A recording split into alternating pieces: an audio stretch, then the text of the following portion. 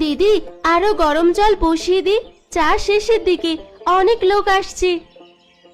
হ্যাঁ রে বোন, বসিয়ে দে। ঠিকভাবেই চললে আমরা কিরণ কাকিমার টাকা শোধ করতে পারবো, আর সংসারটাও ভালোভাবেই চলবে। সকাল থেকে অনেক লোক চা খেয়েছে, ভালোই লাভ হয়েছে বল। দেখিস, আমাদের আর কোনো দুঃখ কষ্ট থাকবে না। বিনোদি, তাড়াতাড়ি চাটা দে, তোর চায়ের নাম তো সবাই করছে, খেয়ে দেখি কেমন হয়েছে। মিনতি, তোর হাতে ছাড়া যেন অমৃত। এ ঠান্ডায় এক ভার গরম চা না হলে দিনটা শুরুই হয় না। অন্য দোকানের চেয়ে তোর চায়ের আদার গন্ধ স্বাদটা যেন বেশি করা। ঠিক বলেছিস, কালকে রাত থেকে যেরকম চা খেয়ে ঠান্ডা পড়েছে, এমন দিনে গরম চা ছাড়া উপায় নেই। তোর আবার চায়ের স্বাদও খুব ভালো বিনোদি, এত ভালো চা এই অঞ্চল আর কেউ বানাতে পারবে না। সবই আপনাদের আশীর্বাদ। আপনারা যে এত খুশি হবেন আমি ভাবতেই পারিনি। আপনাদের আশীর্বাদ থাকলে আমরা খুব তাড়াতাড়ি সুখের মুখ দেখতে পারবো। দিদি, চিনি আর দুধের কোটা শেষের দিকে, এত তাড়াতাড়ি শেষ হয়ে যাবে ভাবতেই পারিনি। ঠিক আছে রে বোন, আমি কালকেই কিনে আনবো। এইসব নিয়ে তোকে চিন্তা করতে হবে না, আমি এবার বেশি করে কিনে আনবো। এই নাও গো চা। আর শোনো, কালকে আমার বাবা মা আসবে, একটু বাজার করে আনবে।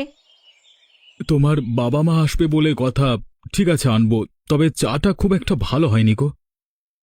একা হাতে পুরো সংসার সামলায়, সব দিন কি আর সমান হয়? তুমি কি জানো যে মিনতি চায়ের দোকান দিয়েছে? ওর এই গরম চা পুরো গ্রামের লোকেরা নাম করছে, ভালোই লাভ হচ্ছে। করুক না লাভ, তাতে আমাদের কি? ও তো ছোট লোক, ওর আবার কিসের ব্যবসা?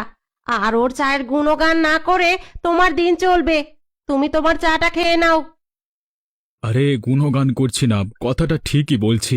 জাঁকিয়ে পড়া শীতে মিনতির গরম চাটা কিন্তু মন্দ না, দেখবে ভালোই ব্যবসা হবে ওর। ভিকিরির মেয়ে চা বিক্রি করছে, আর সেটা নিয়ে এত প্রশংসা! হায় রে দিনকাল! সন্ধ্যা, এভাবে বলো না গো। একদিন দেখবে ও অনেক বড় হবে, কারণ ওরা জানে কিভাবে সৎ পথে পরিশ্রম করে অনেক বড় হওয়া যায়। শোনো, তোমার এসব গল্প শুনতে আমার মোটেও ভালো লাগে না। তুমি বরং বাজারের তালিকা তৈরি করো আর বাজার করে আনো। হ্যাঁ, এসব গল্প শুনতে তো ভালো লাগবেই না। হ্যাঁ, আর চোরে না শুনে ধর্মের কাহিনী। আহারে, সেদিন শুধু তোমার জন্য মেয়েটাকে সাহায্য করতে পারলাম না। তুমি কিন্তু যা নয় তাই বলছো। আমার মাথা কিন্তু এবার গরম হয়ে যাচ্ছে। ঝগড়া না করতে চাইলে ভালোই ভালোই বাজারে যাও।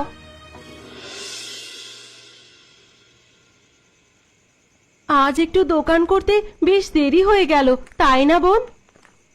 হ্যাঁ রে দিদি, একটু রাত হয়ে গেল। আর একটু হলেই বাড়ি। একদিক থেকে ভালোই হয়েছে, আমাদের বাড়িটা কাছেই, না হলে এত রাত অবধি দোকান করা যেত নাকি?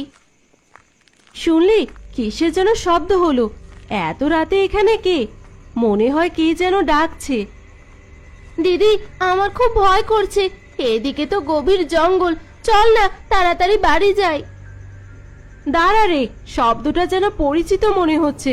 কেউ মনে হয় বিপদে পড়েছে। জগদীশ দাদা, আরে ও জগদীশ দাদা, তোমার কি হলো? হ্যাঁ, জলদি চোখ খোলো। ও উফ, এত রাতে কি করি এখন? কেউ কি আছে পাশে?